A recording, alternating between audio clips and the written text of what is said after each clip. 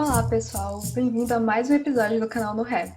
Hoje, com a presença muito especial de Jaider Isbel, artista interdisciplinar das artes.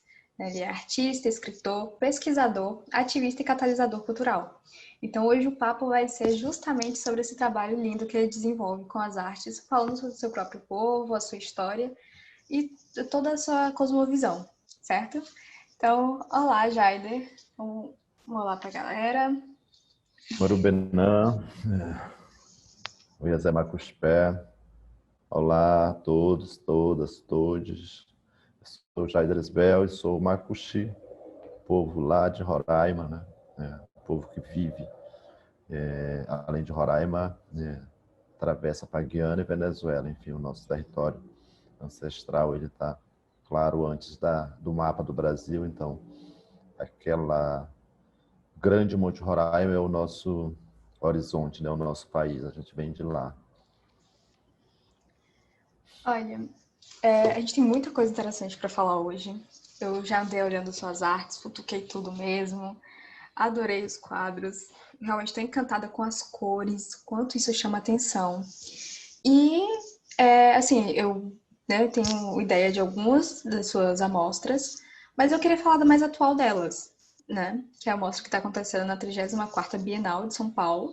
Eu queria que você explicasse pra gente tudo que você colocou de sentimento nessa tela, né? A história dessas artes. Porque eu realmente entendi que tem um significado muito interessante com relação ao seu território, né? Já que você falou disso, acho que é um canto muito interessante.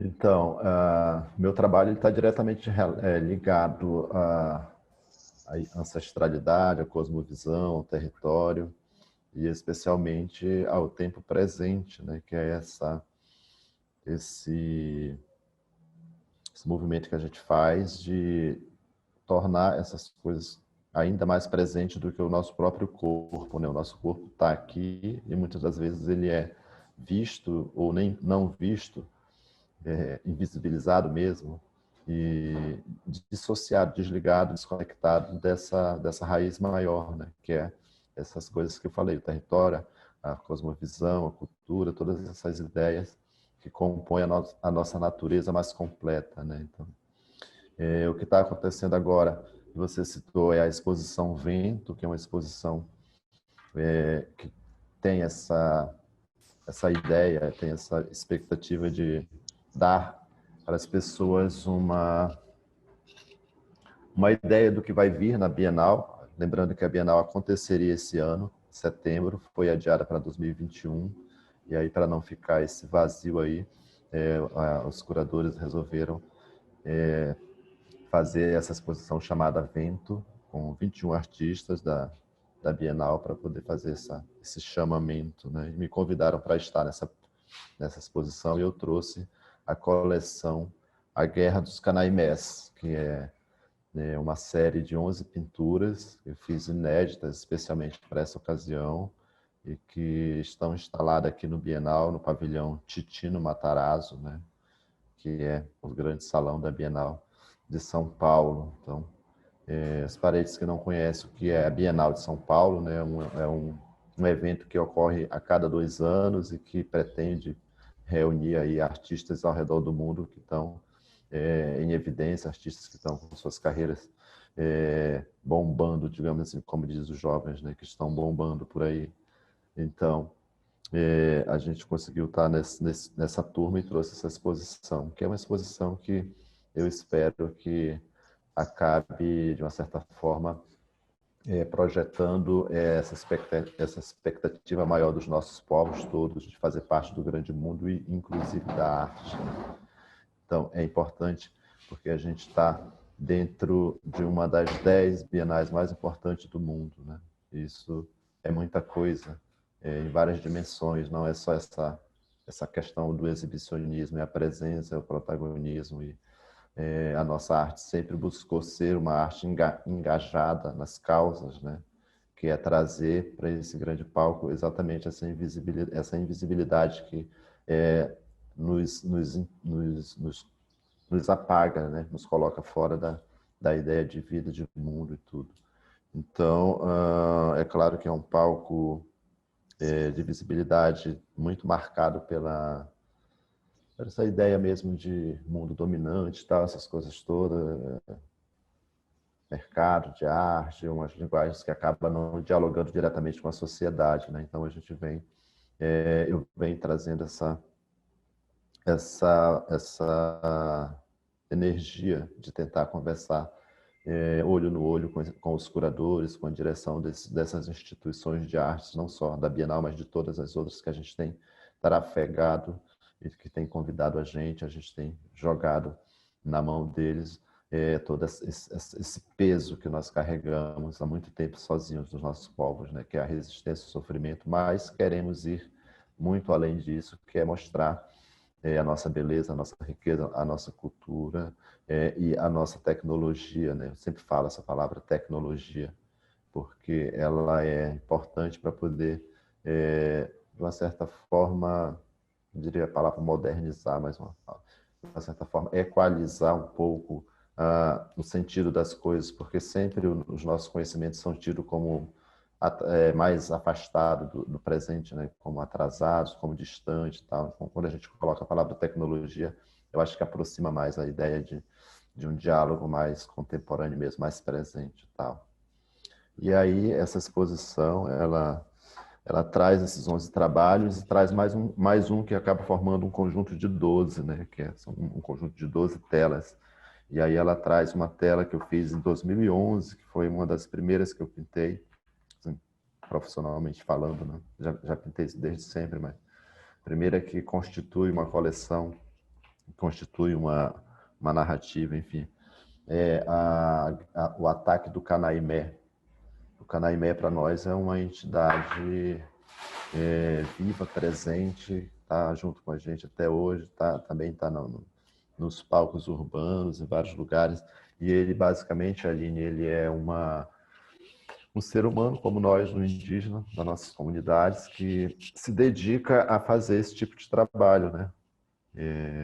Em resumo, ele é um malfeitor, pode ser, no primeiro momento, ser interpretado dessa forma, porque ele realmente mata as pessoas, né? Ele é bastante temido, bastante respeitado. É uma coisa que não se brinca, não se deve brincar porque não é brincadeira mesmo. Então, na comunidade, isso é levado muito a sério, né? As pessoas evitam ficar falando essa palavra, evitam ficar de brincadeira com essas coisas, mas o fato é que ele existe, né? Ele não é lenda, né? Então, eu escrevi no meu primeiro livro um conto chamado Canaimé não é lenda, né? Não é brincadeira e tal. Então ele vem dessa natureza maior das pessoas interagirem com o mundo das plantas, né? Com o universo das plantas. Então eles começam a fazer estudos sobre as plantas de poder, alguns tipos específicos de planta, começam a criar essa relação, aí a planta começa a passar o poder dela para a pessoa, e aí a pessoa também faz estudos com alguns animais de poder, e aí também há essa junção desses poderes no corpo de uma pessoa comum, de carne e osso, e aí depois ele também se camufla em várias formas, né? Eles têm as suas vestimentas, que não é uma vestimenta específica, né? Cada ocasião é uma ocasião, então ele pode usar pele de onça, pele de raposa, de tamanduá, de capivara, desses grandes animais, também Inclusive, incorporando essas forças, né? E aí ele vem, reúne tudo isso e faz o ataque, né? Ele se camufla, anda no mato. Em determinadas ocasiões ele se transforma em passarinho, atravessar um rio.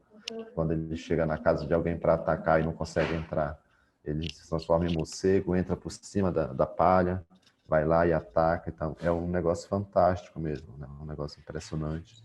E ele está também atribuído, ele está aplicado o seu efeito na nossa luta. Então, cada comunidade tem o seu canaimé praticamente, e quando acontece alguma intriga, alguma rixa, alguma disputa, algum conflito, uma comunidade ataca a outra por meio do canaimé, mata alguém de uma família, depois aquela família mata um outro na outra comunidade. Isso é desde sempre, né? Desde que o mundo é mundo, a nossa cultura é dessa forma e ainda está assim até hoje. E aí eu quis trazer essa expansão de mundo, né? Como é que quem influencia a nossa vida nesse lado de cada cidade, no meio urbano, né? como é que a gente está sujeito aos efeitos cruéis do capitalismo mesmo. Por exemplo, quem diz que tem que subir o preço do arroz, né? Quem é que manda? A gente imagina que sejam os bancos e tal, e aí a gente acaba ficando sem saber quem é que domina o mundo, quem é que manda, né? Realmente no mundo, né? Quem é que faz a gente sofrer. E já não é mais enquanto indígena, mas como cidadão. Até os próprios brancos ficam sujeitos a essa força maior que faz todo mundo sofrer, né? Essa coisa de quem controla a economia e tal. Então, tentando aproximar esse mundo a partir da nossa cultura, de um elemento nosso, né? Porque embora a gente saiba que o Canaimé ele influencia a nossa vida, a gente sabe que ele existe, sabe como é que ele se corporifica, a gente entende. Agora, o mundo branco a gente não sabe de onde vêm essas forças, né? Então, é um pouco nesse universo que eu tentei trazer essa exposição para cá. Aí eu estou falando de tentar ilustrar um mundo que não é ilustrável, né? Eu estou falando de energia, estou falando de força, magia, poder, enfim, conhecimento, de um outro campo que não está, não dá para colocar num livro, não tem figurinha, não tem um link para baixar. O link ele é feito por meio desses processos, né? São dietas, são práticas de cultuar mesmo essa energia das plantas, dos animais. Então, é fantástico, né? Como se fosse a internet, né? A internet ainda é melhor porque a gente acessa aqui. Por exemplo, você rastreou aí a minha carreira rapidinho, mas no mundo dos canaimés, no nosso mundo, que é o próprio nosso mundo, a gente não tem como fazer isso, né? A gente tem que se dedicar aí a um bom período de estudo e um estudo específico para poder acessar esses ambientes, né? E aí a arte, como um poder próprio também de acesso, ela acaba nos auxiliando a dar pistas disso, né? Ela nunca vai conseguir traduzir literalmente, dizer, eu não quero dizer, o Canaimé tem essa fisionomia, ele é assim. Não, a coisa pode ser mais ou menos assim, porque a gente não tem mesmo como materializar o ambiente fluido, a energia, o além. Com certeza. E é algo assim que a gente, pelo que eu entendi também, né, dos canais, pelo que eu andei pesquisando, também é uma questão de proteção territorial para vocês, não é isso? E a gente entende bem quando a gente observa de onde você vem. Você vem de uma recente terra demarcada, né, que é a TI Raposa Serra do Sol. E para quem já acompanha, a gente sabe que passou por um longo processo, né, de regularização fundiária, e foi um território que teve alguns conflitos, né, inclusive grandes conflitos. E eu acho que, né, tudo isso também traz um pouco dessa figura de onde você vem, da história que você carrega, das coisas que você deve ter presenciado lá. Tô certa? Tá certo. O Canaimé também foi colocado à disposição da nossa luta, né? Então, quando a gente estava lá na confusão com os fazendeiros e os arrozeiros, os Canaimé estavam trabalhando com a gente. E eles também estavam trabalhando contra o Canaimé dos outros povos que estavam querendo entregar a nossa terra para os brancos, né? Então, é um negócio interessante, porque... E o Canaimé também, Aline, ele faz uma... Ele nos orienta, enquanto próprio indígena, ao respeito pela natureza, ao limite das coisas, né? Por exemplo, tem determinados lagos, determinadas montanhas, que são as residências dele, que tem coisas sagradas mesmo, o pai das coisas, né? Por exemplo, aquele lago ali tem o pai dos peixes, né? Aquele lago não se pesca. Então, o Canaimé está rondando por ali. Se o parente teimar e for pescar no lago proibido, ele vai ser penalizado. Leva uma surra, geralmente dá uma surra, fica com febre, fica alguns dias com diarreia, sem poder falar. Nos casos mais severos, ele mata mesmo.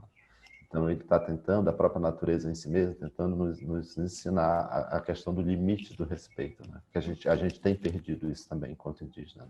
A gente tem embranquecido a nossa consciência e tem feito muitas coisas que os brancos fazem.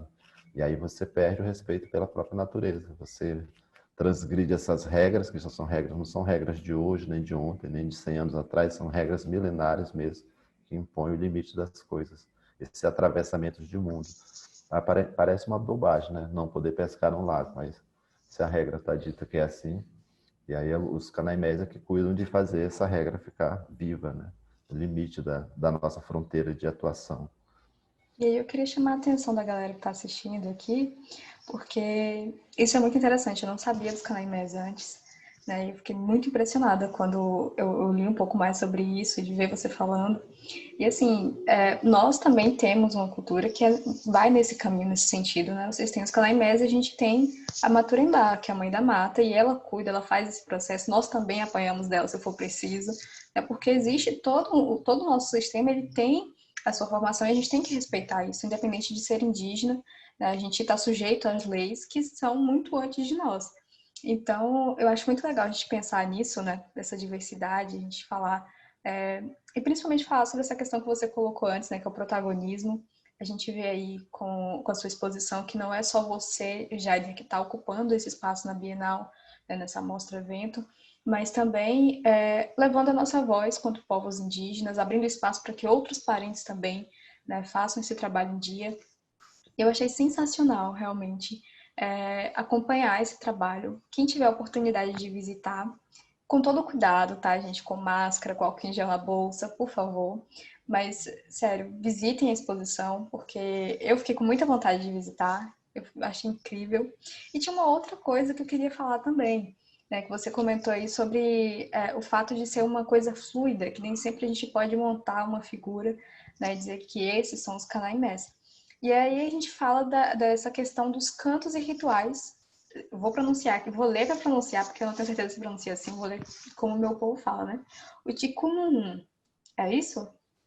Exatamente. Como é que surgiu essa questão do canto no meio dessa mostra de arte? Então, a exposição, o tema geral dela é Faz escuro, mas eu canto, né? Que é uma frase do poeta Tiago de Mello, lá do Amazonas, da Amazônia. Não sei se você conhece, o Tiago de Mello é uma figura central na nossa cultura, trabalhou muito na época da ditadura militar, foi preso, apanhou, foi exilado, enfim, tem toda essa história. Ele é lá do Manicoré, eu acho, do Amazonas, uma cidade do interior. E aí os curadores foram surpreendidos, surpreendidos entre aspas, né? Porque os nossos pajés também já avisaram há muito tempo que a coisa ia pegar, o bicho ia pegar, e aí a pandemia chegou bem no meio do estudo curatorial deles, e eles optaram por se apropriar dessa frase e fazer disso um mote para poder trazer na arte essas linguagens, né? Faz escuro, mas eu canto, que embora aparentemente o fim do mundo tenha de fato chegado, está chegando daqui a pouquinho e tal, ainda dá para descobrir algum veio de expectativa de vida no meio disso tudo, né? E aí eles foram estudar para cá, para cá. A gente foi numa reunião onde levamos o portfólio da Sueli Machacali e do Isael, que são dois artistas importantes do povo, que tem aí feito um trabalho já de vários anos, mais de 10 anos, 15 anos já com o cinema, né? Fazendo do cinema uma apropriação de tecnologia para falar da sua luta. E aí eles ficaram muito empolgados com isso e começaram a querer também trazer os cantos Machacali para dentro da Bienal, mas isso é complicadíssimo, né? São várias questões sobre do que a gente está falando, porque os cantos Machacali, como você deve saber, eles são usados estritamente em rituais, em questões específicas, não são cantos para se escutar no carro, para ir no shopping, nem para ir na balada e tal. São cantos de rezos de poder mesmo, são interação, são partes específicas de um rito maior, de um composto maior que se canta junto para encaminhar os mortos para o paraíso, ideia de paraíso, ou para fazer a caça para retornar, enfim, são cantos de rituais mesmo, especificamente sagrados e tal. E aí tem essa abordagem, né, que é uma Bienal, um curador branco, enfim, europeu, europeizado, que eu não entendo um pouco disso, então tem buscado se apropriar disso também para fazer um composto, né? Então é uma questão muito delicada, assim, delicada mesmo, porque envolve, é como se fosse não é exatamente a mesma coisa, mas é como se fosse essa coisa da transgressão, né? Não se pode pescar no lago sagrado do pai dos peixes, mas aí a figura vai lá. E aí, mas não se pode usar os cantos em rituais, em momentos expositivos e tal. Mas aí como é que funciona isso? Aí consulta o povo, aí vai lá, vem cá e tal. E aí eu também estou trabalhando essa questão complexa, né? Que é essa coisa de exibir isso do sagrado nesse campo profano, que seria uma exposição Mas aí tem toda essa questão de que a arte também é sagrada, de que aquele espaço também é um espaço de cerimônia, de interação de mundo. Então, é uma coisa muito delicada, desafiadora, né? Que nos coloca nesse lugar de, bom, como a gente vai aproximar os mundos mesmo, se não houver outro jeito, essas licenças, a gente tudo colocando entre aspas, né? Essas licenças e tal. Então, eu estou trabalhando isso com a equipe dos curadores, dizendo quão importante e delicado isso é, enquanto tem que deixar o povo ciente do que está acontecendo e tal. Então, é um trabalho que está sendo feito ainda nesse processo, né? E tal. E aí, nessa exposição, os cantos estão lá, né? Eles consultaram a equipe de antropólogos dos Machacali, consultaram Israel e tal, e a Sueli, e aí estamos trabalhando essa interatividade, né? E aí ela está sendo construída durante o processo também, durante essa abordagem. E aí, esse é uma parte fundamental do meu trabalho, enquanto uma pessoa que acaba, entre aspas, tentando cruzar esse mundo, que é alertar essas pessoas para quão isso é delicado e quão isso, ao mesmo tempo, é potente se ele for trabalhado minimamente com essa sutileza, com essa responsabilidade, esse cuidado, né? Então, faz parte também da minha exposição de vida, de figura e de pessoa de interlocução de mundo, trabalhar essa questão para que a gente todos entendamos da melhor forma, né? Tanto os indígenas quanto o mundo branco entendam o quão isso é nobre, especial, de uma certa forma também revolucionário e de vanguarda, né? Então, estamos nesse processo ali. E é importante que a juventude, a própria mídia, também a mídia indígena, como você faz, também esteja acompanhando isso, tentando entender para que a gente se proteja também, né, no horizonte maior, assim, Com enquanto certeza, né? comunicadores, né? Eu me preocupo muito com essa relação, né? Porque, assim como eu sei que o meu povo tem coisas que a gente não divide, né? Tem coisas que eu sei que é muito sagrado, a gente não deve sair por aí falando, assim, qualquer besteira, principalmente eu, quanto juventude, eu sinto que eu não tenho propriedade para falar de certas coisas. Eu acho que a gente tem que ser muito atento com o que a gente faz, principalmente quando se trata de múltiplas culturas, né? A gente traz isso na comunicação. E a gente está aqui justamente para dar esse espaço, para trazer para vocês realmente coisas diferentes, culturas diferentes, entender, né, essa diversidade e respeitá-la acima de tudo, né? Então, é justamente isso, né? E é isso que você traz na sua arte. Eu achei muito interessante essa delicadeza de falar sobre o som, de entender que aquele também vai ser um espaço, a partir desse momento, é um espaço muito importante, muito sagrado, e que a gente precisa ter um certo cuidado quando a gente está vendo, que a gente sinta realmente tudo que está sendo mostrado e escutado ali, né? A partir desse momento é realmente algo muito sensível. E é isso, né? Eu acho que faz parte dos trabalhos que você tem, que eu tenho notado, assim, que você tem proposto, né? E desejar todo sucesso, dizer que realmente não só já é uma referência, né, da arte contemporânea indígena, mas vai continuar sendo, e que as pessoas se atentem cada vez mais a acompanhar esses artistas, a entender essas visões, né, porque realmente é muito necessário. Enfim, se você quiser deixar algum recado para a galera, o momento é Bom, eu agora. quero dizer que a gente está feliz, né? É um trabalho que já vem de longo, né? Tem o próprio Ailton Krenak, que é uma figura que representa muito, né? Esse andar, né? Se deslocar, vir para a cidade, ficar escutando papo de branco, aquela ladainha toda, que eu confesso para ti que não é nada agradável, mas é necessário, porque senão a gente não avança, né? Então é um trabalho que está além da minha pessoa, está além do meu querer, né? Muitas das vezes não é nem por mim, mas é pela ideia de coletividade que a gente se submete a cada coisa, né? Cada coisa horrorosa mesmo. E aí, olha que eu sou um homem, né? Imagina se eu fosse uma mulher, né? São tantos outros assédios que vocês sofrem e vão continuar sofrendo ainda por algum tempo e tal.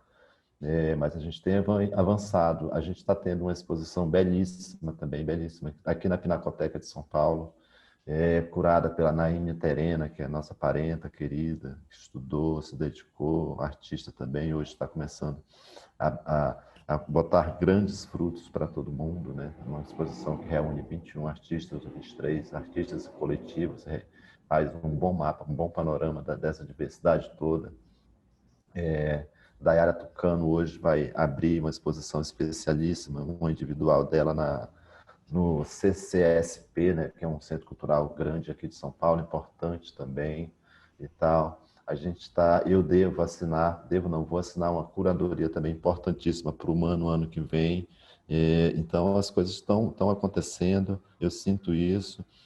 Os nossos parentes das comunidades, de uma certa forma, estão felizes, curiosos também, cautelosos, mas estão felizes com esse nosso avanço. Então, é uma década que a gente está lançando, né? A década da arte indígena contemporânea, a gente já falou disso há uns 2 anos atrás, e vem intensificando. A gente lança essa palavra mesmo porque a gente tem que ter uma canoa maior para trafegar, para navegar, e aí pergunta, mas qual é o parâmetro? O parâmetro é nosso mesmo, a nossa vontade de realmente fazer as coisas se expandirem de uma explosão coletiva, né? De uma explosão maior, né? Que inevitavelmente precisa de trajetórias ainda individuais, e ainda vai precisar, né? Que um artista se destaque para poder fazer essa coisa, a ponta da lança tem que acertar lá no galho do pau para ele rachar e para poder fazer a coisa florescer.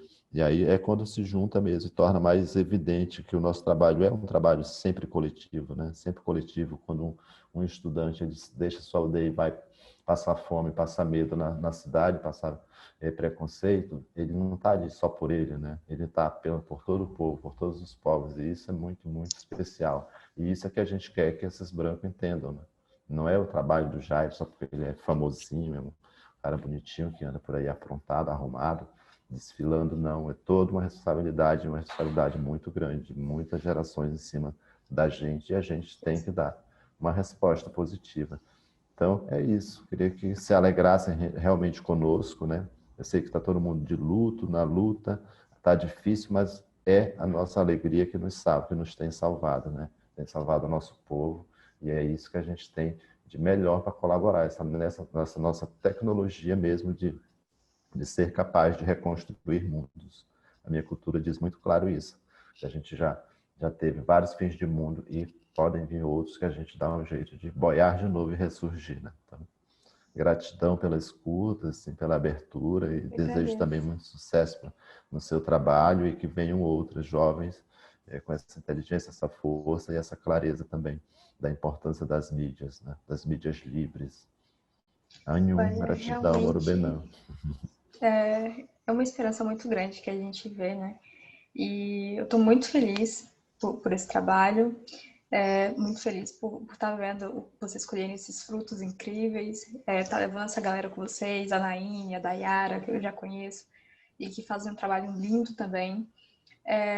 E realmente é isso, né? Dizer que eu espero muito que a nossa juventude também se alinhe, se prepare, porque também vamos chegar nesse momento, e que a gente tem que aprender agora com vocês. Eu acho incrível tudo que está acontecendo, a gente realmente está abrindo novos caminhos, a gente está num momento muito único, né? Em vários sentidos, não só em sentidos bons, infelizmente, mas que a gente se atente também ao quanto isso é esperança para os nossos povos, né? O quanto isso realmente é um espelho.